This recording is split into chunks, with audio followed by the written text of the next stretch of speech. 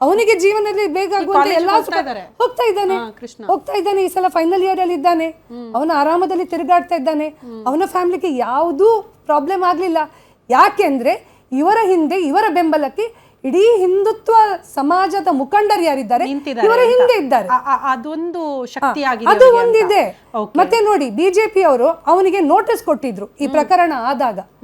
6 ತಿಂಗಳು ಬೇಕಾಯ್ತು ಅವರಿಗೆ ಇವನನ್ನು ಉಚ್ಚಾಟನೆ ಮಾಡ್ಲಿಕ್ಕೆ. ಇಂಥ ನೀಚನನ್ನು, ಇವನ ಅಪ್ಪನನ್ನು ಬಿಜೆಪಿಯಿಂದ ಉಚ್ಚಾಟನೆ ಮಾಡ್ಲಿಕ್ಕೆ 6 ತಿಂಗಳು ಬೇಕಾಯ್ತು. ಯಾಕೆ? ಕರೆಕ್ಟ್ ಅಲ್ಲ? ಪೂಜಾ ಅವ್ರನ್ನ ಮಾತಾಡ್ಸೋಣ. ಪೂಜಾ ಅವರೇ, 7 ವರ್ಷದ ಪ್ರೀತಿ ಅಂತ ಪ್ರತಿಭಾ ಅವರು ಹೇಳ್ತಾ ಇದ್ರು. 7 ವರ್ಷದ ಪ್ರೀತಿ ಒಂದು ದೊಡ್ಡ ನಂಬಿಕೆ ಅಂತೂ ಇದ್ದೇ ಇರುತ್ತೆ, ಮದುವೆ ಆಗೇ ಆಗ್ತೀವಿ ನಾವು ಅಂತ. ಬಟ್ 7 ವರ್ಷದ ಪ್ರೀತಿಯಲ್ಲಿ ಎಲ್ಲೂ ಚಿಕ್ಕ ಅನುಮಾನ ಕೂಡ ಬರಲಿಲ್ವಾ ಆತನ ಬಗ್ಗೆ ನಿಮಗೆ? ಆತನ ಹತ್ರ ದುಡ್ಡಿದೆ, ಪ್ರಭಾವ ಇರುವಂಥ ಫ್ಯಾಮಿಲಿ, ಜಾತಿ ವಿಚಾರ ಇದೆಲ್ಲ ಇಟ್ಕೊಂಡು ಮುಂದೊಂದು ದಿನ ಆತ ನನಗೆ ಮೋಸ ಮಾಡಬಹುದು ಅಂತ ಎಲ್ಲೂ ಒಂದು ಚಿಕ್ಕ ಅನುಮಾನ ಬರಲಿಲ್ವಾ? ಅಷ್ಟು ಚೆನ್ನಾಗಿ ನಿಮ್ಮನ್ನು ನೋಡ್ಕೊಳ್ತಿದ್ನಾ? ಅಷ್ಟು ಚೆನ್ನಾಗಿ ನಿಮ್ಮನ್ನು ನಂಬಿಸಿದ್ನಾ ಪ್ರೀತಿ ವಿಚಾರ ಹೇಳಿ? ಹೌದು, ಅಷ್ಟೊಂದು ನಂಬಿಸಿದ್ದ. ನಾನು ಅವನ 1 ರೂಪಾಯಿ ಸಹ ಖರ್ಚು ಮಾಡಿಸ್ತಿಲ್ಲ. ಅವನ 1 ರೂಪಾಯಿ ಸಹ ಇಷ್ಟ ಟೈಮಲ್ಲಿ ಕೇಳಿರ್ಲಿಕ್ಕಿಲ್ಲ. ಅವನ ಹಣ ಇದ್ದಿರ್ಬೋದು, ಅವನ ಅಪ್ಪ ಹೇಳಿದ್ರು ಹಣಕ್ಕೋಸ್ಕರ ಮಾಡಿದ್ದು ಹಾಗೆ ಹೀಗೆ ಅಂತ. ಅವನ ಹತ್ರನೇ ಕೇಳಿ. ನಾನು ಅವನ 1 ರೂಪಾಯಿ ಸಹ ತಗೊಳ್ಳಿಲ್ಲ 7 ವರ್ಷದಲ್ಲಿ. ಅವನಿಗೆ 1 ರೂಪಾಯಿ ಸಹ ಖರ್ಚು ಮಾಡಿರ್ಲಿಕ್ಕಿಲ್ಲ, ಕೇಳಿಲ್ಲ ಸರ್ ನಂಗೆ ಬೇಡ ಅವನ ಹಣ, ನಾನ್ ಬೇಕಾದ್ರೆ ಖರ್ಚು ಮಾಡ್ತೇನೆ. ಅವನ ಹತ್ರ 1 ರೂಪಾಯಿ ಸಹ ನಾನು ಕೇಳಿಲ್ಲ. ಅವರು ನಾನು ಹಣಕ್ಕೋಸ್ಕರ ಅಷ್ಟು ಮಾಡಿದ್ದಂತ ಹೇಳಿದ್ರಲ್ಲ, ಅದಕ್ಕೆ ನಾನು ಹೇಳಿದ್ದು. ಅವನ ಹತ್ರನೇ ಕೇಳಿ, ಅವರ ಮಗನ ಹತ್ರನೇ. ಅವನ ಹತ್ರ ಖರ್ಚು ಮಾಡಿದಾನಂತ ಅವ್ರು ಕೇಳಿ ಫಸ್ಟ್ ಗೆ. ಮೇಡಮ್, ಇದೆಲ್ಲ ಕಾಮನ್ ವಿಷಯ. ಏನ್ ಗೊತ್ತಾ, ಒಂದು ಹೆಣ್ಮಕ್ಳಿಗೆ ಈ ರೀತಿ ಆದಾಗ ಫಸ್ಟ್ ಪಾಯಿಂಟ್ ಬರುವುದೇನಂದ್ರೆ ಅವಳ ಕ್ಯಾರೆಕ್ಟರ್ ಸರಿ ಇಲ್ಲ, ಇದ್ದವರೊಟ್ಟಿಗೆ ಹೋಗ್ತಾಳೆ, ಅದು ಫಸ್ಟ್. ಸೆಕೆಂಡ್ ಏನಂದ್ರೆ ಬಡವರಾಗಿದ್ರೆ ದುಡ್ಡಿಗೆ ಬೇಕಾಗಿ ಮಾಡ್ತಾರೆ ಅಂತ. ಅದಲ್ಲ, ಎಷ್ಟೋ ಜನ ಬಡವರು, ಎಲ್ಲರೂ ಬಡವರು ಯಾರಿದ್ದಾರೆ ಶ್ರೀಮಂತರಿಗಿಂತ ಸ್ವಾಭಿಮಾನಿಗಳಾಗಿರ್ತಾರೆ ಅವರು.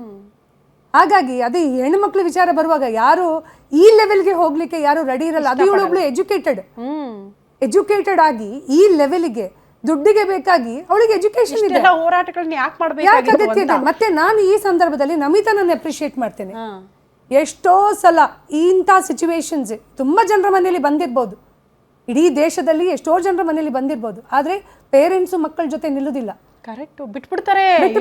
ಆ ಮಕ್ಕಳು ಯಾರಿದ್ದಾರೆ ಅವರು ಕೆರೆನೋ ಬಾವಿನೋ ನೋಡ್ಕೊಳ್ಬೇಕಾಗ್ತದೆ. But I appreciate her being a mother. ಅವರು ಅವಳಿಗೆ ಸಪೋರ್ಟ್ ಮಾಡಿದ್ದಾರೆ. ನಮಿತಾ ಅವ್ರೆ, ನನ್ಗೆ ಅದೊಂದು ಬಹಳ ಹೆಮ್ಮೆ ಅಂತ ಅನಿಸ್ತು ನಿಮ್ಮ ಬಗ್ಗೆ. ಪಾಪ ಮಗಳ ಪರವಾಗಿ ನಿಂತ್ಕೊಂಡಿದ್ದೀರಿ, ಮಗಳ ಬೆನ್ನಿಗೆ ನಿಂತ್ಕೊಂಡಿದ್ದೀರಿ, ನ್ಯಾಯದ ಪರವಾಗಿ ಹೋರಾಡ್ತಿದ್ದೀರಿ.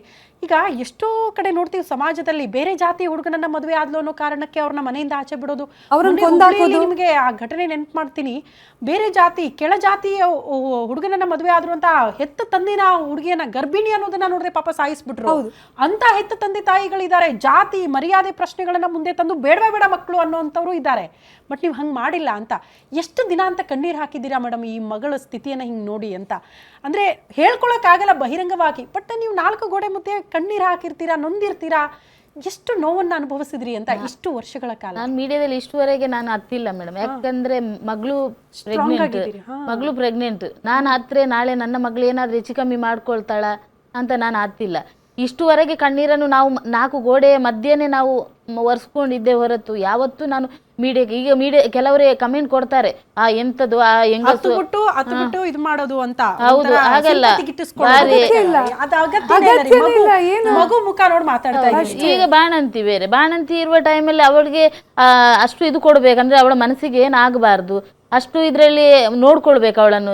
ಏನಾದ್ರೆ ಈ ಕಮೆಂಟ್ ಕೊಡುವವರು ಅಥವಾ ಹೇಳುವವರು ಯಾರು ಬರುವುದಿಲ್ಲ, ನೋಡ್ಕೊಡು ನಾವೇ. ಅದೇ ಅವರ ಮನೆಯವರೇ ಬರ್ಲಿಲ್ಲ. ಸೋಷಿಯಲ್ ಮೀಡಿಯಾ ತಲೆ ಕೆಡಿಸ್ಕೋಬೇಡಿ ನಮಿತಾ ಅವರೇ. ಅಲ್ಲ, ಕೆಲವರು ಕೇಳ್ತಾರೆ ಅಷ್ಟೇ. ನೋಡಿ, ಇವಳು ಪೂಜಾಳು ಅಷ್ಟೇ ಒಂದ್ 2-3 ಸಲ ಅವಳು ಸುಸೈಡಲ್ ಅಟೆಂಪ್ಟ್ ಮಾಡಿದಾಳೆ, ಗೊತ್ತಾಯ್ತಾ? ಬಟ್ ಇದು ಏನ್ ಗೊತ್ತಾ, ಜನರಿಗೆ ಅದೆಲ್ಲ ಗೊತ್ತಾಗಲ್ಲ. ಅಂದ್ರೆ ನೋಡ್ಲಿಕ್ಕೆ ಅವಳು ಬೋಲ್ಡ್ ಆಗಿದ್ದಾಳೆ, ಮಾತಾಡ್ತಾಳೆ. ಅವಳಿಗೆ ಬದುಕ್ಬೇಕು, ಯಾಕಂದ್ರೆ ಅವಳ ಕೈಯಲ್ಲಿ ಒಂದು ಮಗು ಇದೆ. ಅವಳು ಮಾಡಿದ ತಪ್ಪಿಗೆ ಮಗುವನ್ನು ಬಿಟ್ಟು ಹೋಗ್ಲಿಕ್ಕೆ ಆಗಲ್ಲ.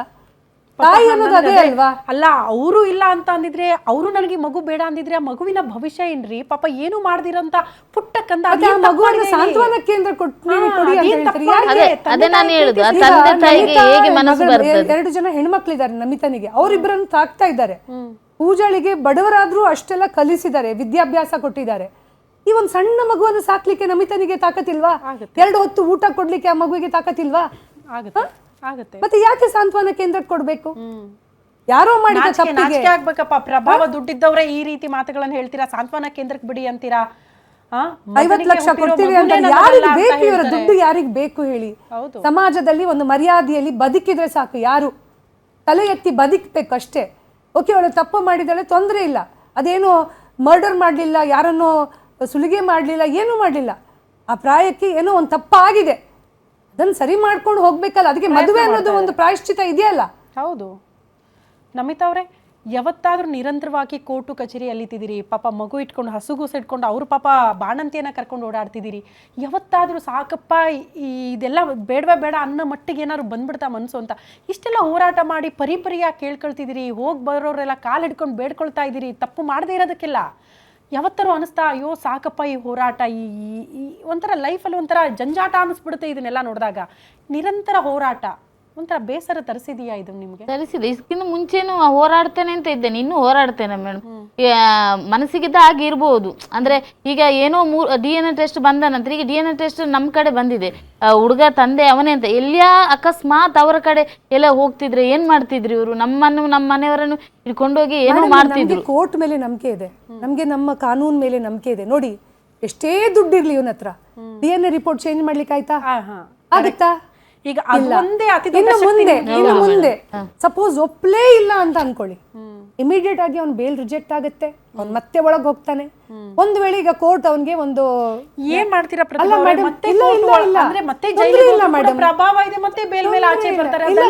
ಬೇಲ್ ವಿಷಯ ಅಲ್ಲ, ಈಗ ಫೈನಲ್ ಒಂದು ಜಡ್ಜ್ಮೆಂಟ್ ಅಂತ ಇರುತ್ತೆ ಕೋರ್ಟ್ ಅಲ್ಲಿ. ನೀನ್ ಮದುವೆ ಆಗ್ತೀಯಾ ಜೈಲಿಗೆ ಹೋಗ್ತೀಯಾ ಅಂತ. ಜೈಲಿಗೆ ಹೋಗ್ತೀನಿ ಅಂತಾದ್ರೆ 10 ವರ್ಷ ಜೈಲ್ ಅಂತೂ ಗ್ಯಾರಂಟಿ ಅವನಿಗೆ, 10 ವರ್ಷ ಜೈಲ್ ಅಂತೂ ಗ್ಯಾರಂಟಿ. ಅದಕ್ಕಿಂತ ನೆಟ್ಟಗೆ ಇವಳನ್ನು ಮದುವೆ ಆಗಿ ಸಂಸಾರ ಮಾಡ್ಲಿಕ್ಕೆ ಆಗ್ತದ ಇಲ್ವಾ ಅಂತ ಒಂದು ಪ್ರಯತ್ನವನ್ನು ಮಾಡಿ, ಆಗುದಿಲ್ವಾ, ತೊಂದರೆ ಇಲ್ವಾ, ತೊಂದರೆ ಇಲ್ಲ, he can go and take a divorce. ಅದೂ ಇದೆ ಕಾನೂನಲ್ಲಿ. We are not forcing him, ಮಾಡಲೇಬೇಕು. ಕಂಪನ್ಸೇಷನ್ ಏನಿದೆ ಅದು ಕೋರ್ಟ್ ಡಿಸೈಡ್ ಮಾಡ್ತದೆ, ಇವರಲ್ಲಿ ಕುತ್ಕೊಂಡು ಡಿಸೈಡ್ ಮಾಡೋದಲ್ಲ. ನಮಗೆ ಬೇಡ ಇವ್ರದ್ದು 50 ಲಕ್ಷ, ನಮಗೆ ಬೇಡ. ಮಗುವಿಗೆ ಏನೋ ಒಂದು ಸಣ್ಣ ಪುಟ್ಟ ಕಂಪನ್ಸೇಷನ್ ಏನಿದೆ ಅದು ಕೋರ್ಟ್ ಡಿಸೈಡ್ ಮಾಡ್ತದೆ, ನಾವು ಕೇಳೋದಲ್ಲ. ಕೋರ್ಟ್ ನಮಗೆ ಇವರು ಏನೋ ದುಡ್ಡು ಸಿಗ್ತದೆ ಅಂತ ಹೇಳಿ ಇದು ವ್ಯಾಪಾರ ಮಾಡಿದ್ದಲ್ಲ ಇವರು, ಅದನ್ನು ಅರ್ಥ ಮಾಡ್ಕೊಳ್ಬೇಕು.